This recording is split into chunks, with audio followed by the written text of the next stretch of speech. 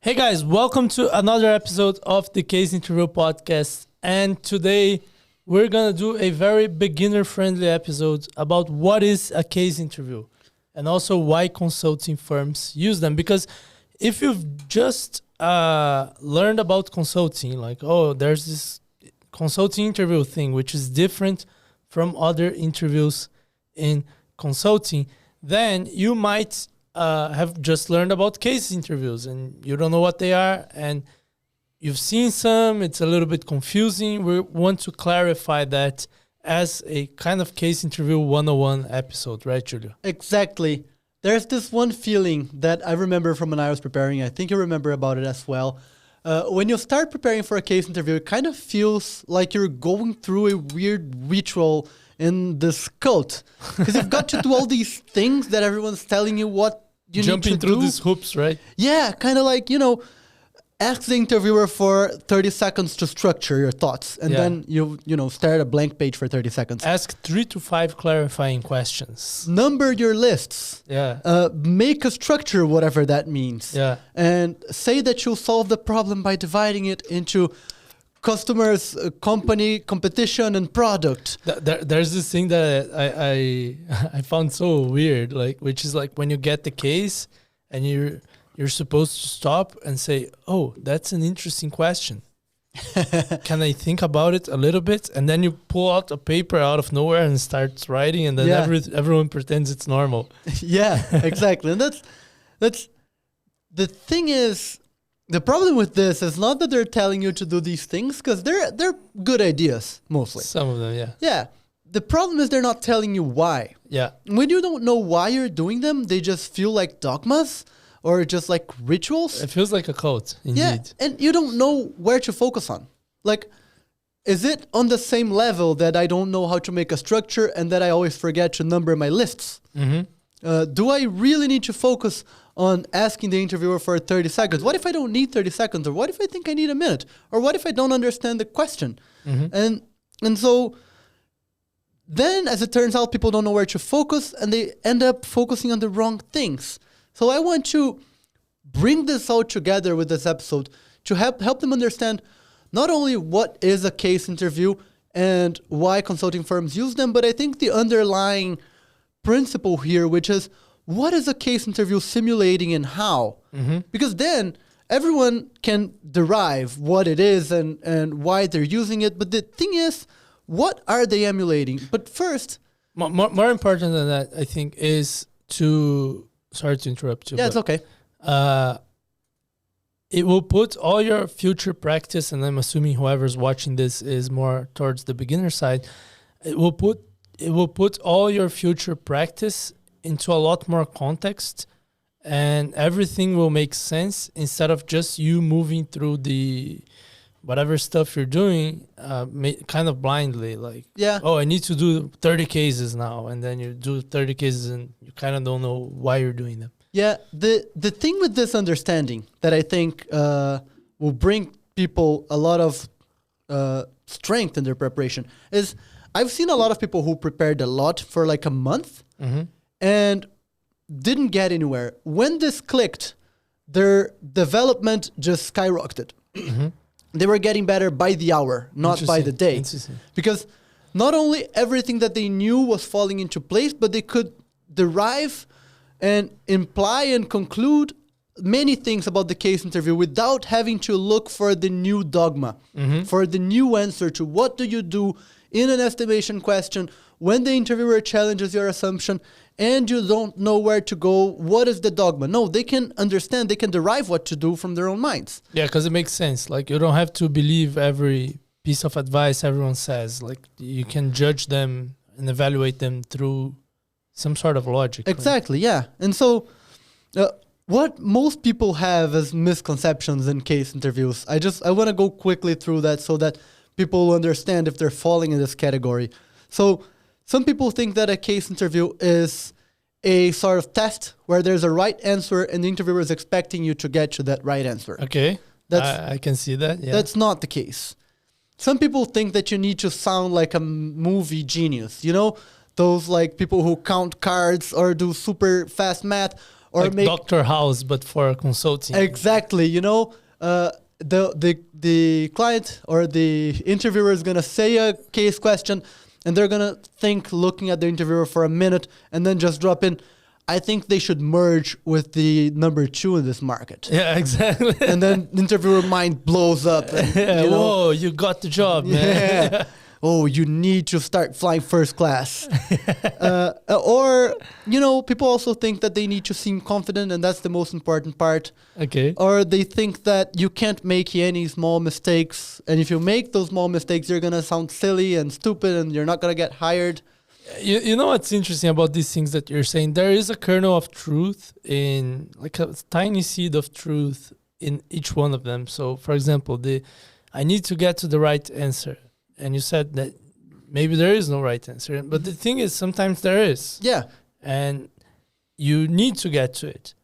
But what actually matters is that you get to it through a systematic process. Yeah. And if you follow a systematic process, you will get to it because the case is designed for that. Same thing for the movie genius thing. Like sometimes you will get to interesting insights and conclusions in the case, and you will drop these bombs. Yeah. And this is important. It's an important pivotal moment in that case. Yeah.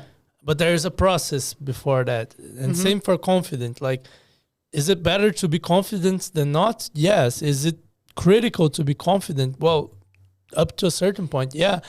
But you need to be confident because you're competent, not just because you're doing power poses or something. Yeah, exactly. So, given that the case interview is not a ritual that doesn't make sense, where the interviewer wants to see you jump through the right hoops, blah, blah, blah. What is it? What is it, Julio? Here's the thing. Imagine this, let me tell you this myth or this hypothetical story, but that arrives at the reality. Okay. Consulting firms wanted to hire people that were good to be consultants. Right. So that sounds true. The partners gathered around and they said, what are all the skills that consultants need to have? And they wrote them down. They were partners, so they knew everything in detail. So they wrote down the exact skills. And guess what? One way they could have written this down is by getting their last project and seeing what were the important parts of the project. Could be. And so the next thing they did is, so we want to find people who have this skill. Let's make a simulation to do that. So let's pick for each skill the moment in the job where we most need to show this skill, where we would fail if we didn't show it, and we would do well if we showed it. So now they have a list of moments in the consulting job. And what they did is simulate those moments. Right. And as it turns out, that looks very much like a case interview. And if you think about it, you know how even in the most candidate-led interviews, sometimes the interviewer will drop a question on you. What do you think about that? Yeah. Now, calculate this.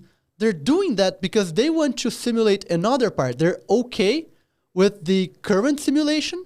They've seen what they need to see. Now they want to see a different skill. A different skill, but they want to simulate a different part of the consulting job. There is an analogy that I like a lot and that I've used in an article that I've written about this many years ago, which is the flight simulator analogy. So let's say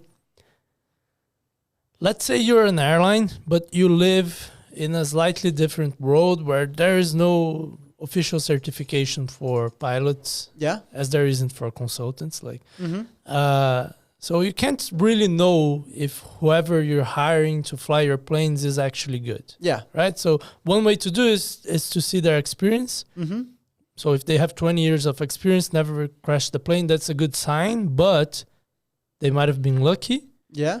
And also if they're new pilots, then they've been through some training, but you can't know their track record. They might also have lied, or maybe you have different planes than the one they've been flying, so you need to know if they'll be good in those planes. Yeah, perhaps. So what would you do if you were an airline? One way you could test them is to put them into real planes and fly and many hours and see how they perform and how they act on the job. Sounds But dangerous. yeah, you're risking the plane. Even if it's empty, like it's Yeah. very costly because you're wasting fuel and you're risking the plane. So it's the same. If a consulting firm were to hire people based on their just how smiley and confident they are in the interview, and not do any hard skills tests, they're risking their clients. Yeah. And it's also very costly. So they won't do that.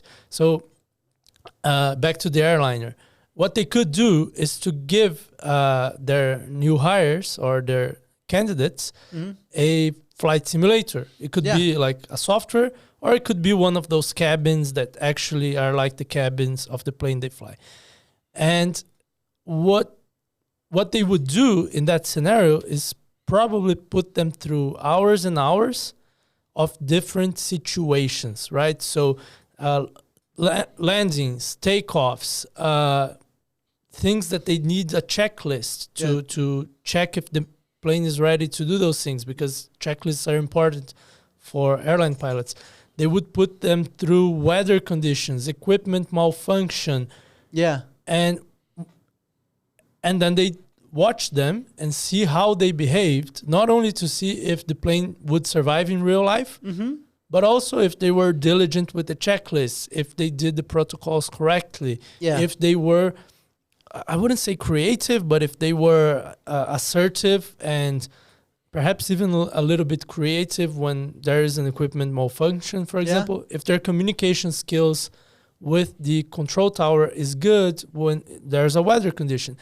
What they wouldn't do is to put them through a 8-hour long flight where nothing happens and they're drinking coffee. So I like this analogy because there's lots of parallels. I've mentioned a few. Like you don't know how good that person is going to be as a consultant. You don't. You need to check for their actual hard skills, right? Yeah. And it's too costly to just put them on the job. Yeah. Either because they'll crash the plane or lose the client at the consulting firm. Now, the other thing is you don't put them through a whole project simulation. You just simulate the critical parts because they know that you can learn Excel, you can learn how to align PowerPoint, you can learn how to gather data and clean up data when you need to do it. But some things are hard for them to teach, and it's hard for people to learn. So they want to test those things in the process, in the interviewing process, right? Perfect. Yeah. So the case interview is kind of this flight simulator. It's a compressed project situation where you eliminate all the time-consuming and easy-to-learn parts, and you just leave the hard parts that are hard to teach and require some skills beforehand. Yeah. Yeah, and I think what's helpful to people, and I think that's the bomb of this episode, is for each question that the interviewer can ask you, I want to tell them what is being simulated. So that they can, when they get that question, they can understand what's the theater and they can perform well in that theater instead of, trying to follow dogmas like they've been trying before. So what you're telling me is, as a pilot, they're going to test you with takeoff, landing, weather conditions, and equipment malfunction. And these are the things that they're looking for in each of these steps, which might be different. Like for takeoff, it might be checklists. And for weather conditions, it might be communication with the control tower. And equipment malfunction, it could be creativity and focus when things are tough and your life is at risk. So this is the pilot thing. Like, what are the skills and the phases of a project that they're testing in a case interview? That's your proposition. Exactly, yeah. Okay. So there's a context behind this that people might not know, but we have a free course. Right. In that free course, we outline the only 6 types of questions that an interviewer can ask you. Okay. And they are... so can I give some context? Because when you say 6 types of questions, people will think, oh, market sizing questions, M&A questions. And this is not what it's about. It's the types of questions that they will ask within the case. Yeah, exactly. Right. So the market sizing M&A is the first question, which is the framework question.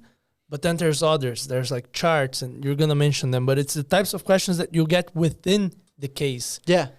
Just like in the flight simulator. So it could be a private equity case. It could be a market entry case. It could be an M&A case or whatever. Or a public sector case or a profitability case, they'll all have only these 6 types of questions. Exactly. Good. Cool. Varying in color and everything, but these same 6 types of questions. Cool.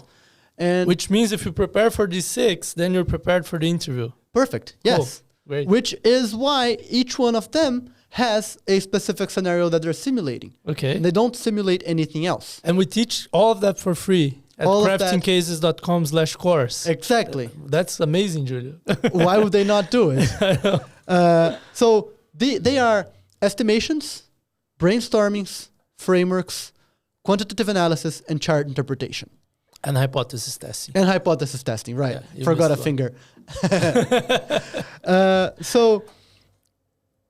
I want to go through what they're simulating in each one of those. If you want to learn in depth with what each one of those are, how to solve them, you can go to the free course. Now I want to tell you what's happening in the project when they're asking you one of those questions. Okay, so let's start with frameworks. Frameworks are basically that question the interviewer will tell you. They'll tell you the problem prompt and ask you, how would you solve this? What do you do? Okay. Okay. And usually a complex problem, like a decision that the client needs to make. Yes, exactly. And what they're simulating here is actually, And it's usually the first question of the case, right? usually it's the first question. First question could be others, but eventually this one's going to appear. Usually it's the first. Yeah. What they're simulating here is the beginning of a project where a case prompt appears. Generally, the partner will bring it to the team or the client will give it to the partner. And then the team has a problem-solving session. They all go into a room, or maybe the partner does that by themselves, but then the team will do that. That often happens before the project even starts. Yeah. Like at the scoping phase. But then it keeps evolving at the beginning of the project. Yeah. And they might do it other times when other problems comes up. But they'll sit in the room and they'll say, what would we do to solve this problem from beginning to end? So we'll figure this out. This is how we'll figure this out. We'll figure this out, and this is how we'll figure it out. If we answer all of these questions, then we have the answer to the project. Now, we don't know the answer to any of those questions, but this is the plan that we're going to do. So it's basically creating an elaborate, in the good sense of the word, an elaborate plan so that you know exactly what steps you need to take to answer your client's question or to help them make a decision regarding a certain issue, right? Exactly. And it's usually multi-factor. Like you have to consider different. It's not a simple question where you have to answer like two things and you know the answer. It's usually like a complex problem that you need to consider 4, 5, 6 different factors that are way different from one another. Yes. And that's your framework, like Yes. these factors and the questions you ask Exactly. within each. And since it's a consulting project, it needs to be complete. Right, All of that together needs to answer the problem. right. And that's what they want to see you doing by yourself in the framework question. Mm-hmm. Now, the next one is the brainstorming question. Okay. The brainstorming question, Also known as the creativity question. exactly. They're going to ask you to come up with several different hypotheses. So they'll ask you to come up with several solutions to a problem, several potential causes to a problem, several reasons for someone to do X. Ideas risks. to improve a process. Exactly. Yeah. Risks that an initiative might bring or whatever. In this case, what they're simulating is basically a similar situation, a problem-solving situation. Everyone goes into a room, but they're trying to figure out, they're trying to open up a problem rather than close it down. So these are all the potential causes for this problem that just happened. These are all the potential solutions. And based on that, they're going to leave the room and go test all of those and see which one is either the best initiative or the most likely cause. Yeah, so just to make a distinction here, because there is some overlap between frameworks and brainstorming. Yeah. Right? But in general, a framework, you need a whole plan that's cohesive and has logic within it. Like if this is true, then we can skip this. And so there's some sequence to it to solve the whole problem. And that's useful for very complex problems because you need a path forward, right? And for brainstorming, it's usually for smaller problems. And you don't need a whole plan. You just need a list right? A list of ideas to improve the productivity of this process or Yeah. to find new types of customers or blah, blah, blah, blah, blah. But this list has to be structured. Yeah. That's the consulting way to do it. Because being structured is what makes sure that this list comprises every possible hypothesis, every possible idea, every possible cause, Yeah. so that when you test them, you actually get to the best one or to the correct one. Right. Instead of just having a list of 1,000 ideas and then how do you even prioritize that? Yeah. Yeah. Okay, cool. All right. So this is what they're testing in brainstorming questions. Now, let's move on to hypothesis testing because it's also more or less in the same situation. These 3 questions, by the way, we call them structuring building blocks. Yes, exactly. So they're the 3 types of questions or the 3 building blocks related to problem structuring, which is one part of the problem solving process. Yeah. One half of the problem solving process. Yeah.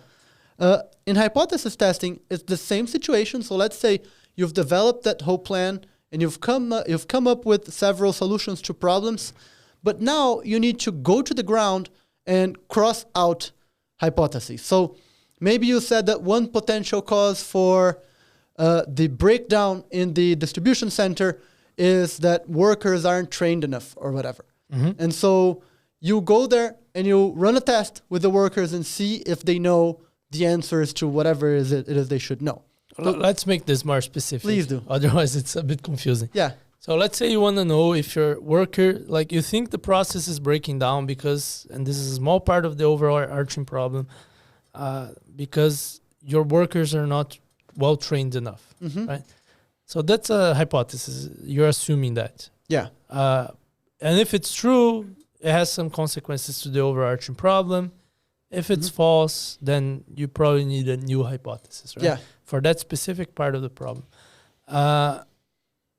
Great. So how do you know if that's true? That's the hypothesis testing building block. Yes. Because it could be, well, I'll go there and talk to the workers. And that's one way of knowing, but do you know it? Like, another way is to test the alternative hypothesis. Like, well, maybe if the equipment works and the process is solid, blah, blah, blah. But then do you actually know it? Another way is to compare your workers with your competitors' workers. But does this test? Because you don't know if this process is breaking down in your competitors. Now, I'm not giving like the perfect test for this because we don't have enough context. Yeah. Because we just made up an example. But that's the challenge for this building block, right? I think something is true. How do I know it? Ideally in a quick, efficient way. Yes. Because if you create a test that takes 2 months to run, that's not good either, right? Yeah. Perfect. And so what they're testing is what you do, what they're simulating is what you do after that session. So the manager is going to take a specific part of the project, give it to an analyst, and say, figure out if this is true. And they'll run with it and try in one day to figure out if that specific hypothesis is true or false, and what is the right assumption to put in that place with something in real life as quick the quicker test that they can do. And then one way of testing, or one of the types of ways of testing a hypothesis, is through a quantitative analysis. Right. Which is our 4th building block, I guess. I was going to go through estimations first. Okay, which is another way of testing a that's hypothesis. Right. So basically, the other type of question they can ask you is an estimation or a market sizing. Most people know what they are, but basically interviewers asking you, estimate this market, and they won't give you many numbers or any numbers, and you gotta come up with the market size. What they actually want to see is if you can build a quantitative model that's cohesive, that works mathematically. Also, if you can guide someone through that model, and also if you can really understand, check that model, use it, change it, present it in a feasible way that would work for the partner, for the client. And so basically what they're simulating, let's say, is you're asked to calculate same-store sales for a client given a huge database of sales. Okay. Same-store sales change. That sounds confusing for a beginner, but let's go run with it. Yeah, they'll give you a huge database and ask you to calculate something. You can't just come up with a number or a chart. That's what you're going to do in the end. But you also need to come up with a model first That model needs to be cohesive. You might need to present that model. You'll definitely need to reality check that model. And then you're going to present it. And then they want to see if you can do all that. And the best way to do that is with an estimation case. Right. And again, you're always testing hypotheses from your initial structure. Right. When you need a number, but data is hard to find, and that number doesn't need to be extremely precise, an estimation is a way to test a hypothesis. Yeah. Right? Yeah. Something that just came up to my mind. Estimations are actually pretty useful by themselves. So besides from testing whether you have all those skills, they're also seeing if you can do estimations. Because as a consultant, you will be estimating the impact of initiatives or the size of markets or revenues of competitors, etc. Which are going to be used for a structure. Exactly. Like, what's the impact Perfect. of this initiative is a way to test if this initiative is worth our time or not, which was a hypothesis that you Perfect. had back then. Yeah. Yes. So they all relate to that first problem-solving session, which is also the framework. Yeah. Now, next are the quantitative analysis. Quantitative analysis are questions where the interviewer is going to give you some data, sometimes a ton of data, sometimes a table. They'll ask you to calculate a number. And that's, of course, again, a part of the larger picture of the problem. But what they're simulating in that situation is, let's say you're sitting with a client and you're doing some back of the napkin math on a specific topic to get to a quick answer to a question they have. And that answer is something that they're not going to like. So the interviewer needs to see that you can create a cohesive model to get to that answer, or just a cohesive path. You can present it to to a client in a way that's uncontestable, or if it's contestable in a specific point rather than disagreeing with the whole thing. You can guide them through the math, and you can give them something to do, something to work with in the end, not only, a terrible scenario. You can give them next steps. It's basically doing math. It's basically doing math, but in front of someone who's not going to really understand that, who's not going to really like it. So you have to guide them through it. But there is another scenario when you're actually doing a quantitative analysis on Excel, for example, or some software, and you need it to be structured because it's a difficult math problem to solve, right? Yeah. And you use the same skills. You have to structure your math beforehand. You have to find the hidden variables. You need to do the right math and then figure out what the number means. Perfect. Yeah. That works. That's also a situation where they're going to need to show all of those skills. Yeah. And then there's the third one, which is the third one in the analytics side, Which is the sixth of problem building solving. block. The Yeah. sixth building block, which is chart interpretation. And that's basically a question where the interviewer gives you a chart or maybe a few and asks you, what do you think? What does this mean? What does this mean? What do you think? What do we do? And the situation that they're simulating is actually pretty similar. So either you're an analyst who did a model and got one or a few charts, and now you need to figure out what to do with that before giving it to your manager. Maybe you're a manager and all of your analysts just came back to you with 1 or 6 or 60 charts, and you need to make sense of all of that to give a guidance to the project.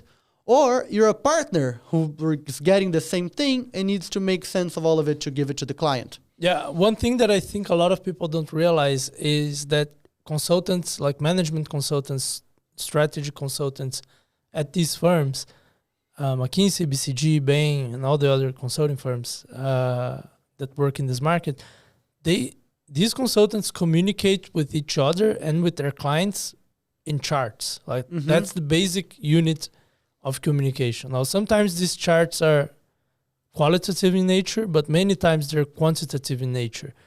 And everyone can understand the slide that's written with qualitative information, so they won't ask for that in the interview.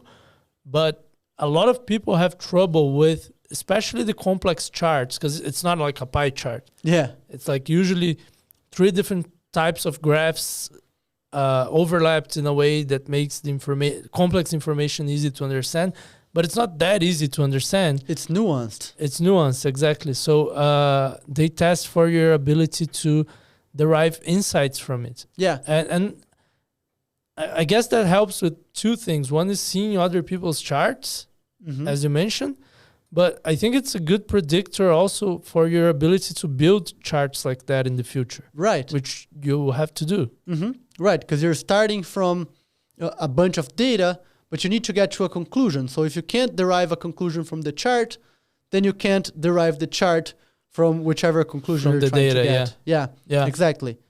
And so that's what they're simulating. This is basically the blocks, the building blocks that they're simulating in a case interview. And if you can perform well in all of those, that's a great predictor that you can perform well in a case interview and in the job, and therefore also in a case interview. Yeah. And yeah, I guess this was an overview of the skills because we took like 2 or 3 minutes for each. Yeah. And I just wanted to say that if you want to learn everything about each of these skills, how they fit together in a case, what is the step-by-step recommended way to solve each of these types of questions, and then also get realistic practice through video drills or video simulations of parts of cases, you can go to our free course, as we've mentioned before, at craftingcases.com/course. It's quite a long course, right? It's like 10 hours or 15 hours Maybe of content. 15, yeah.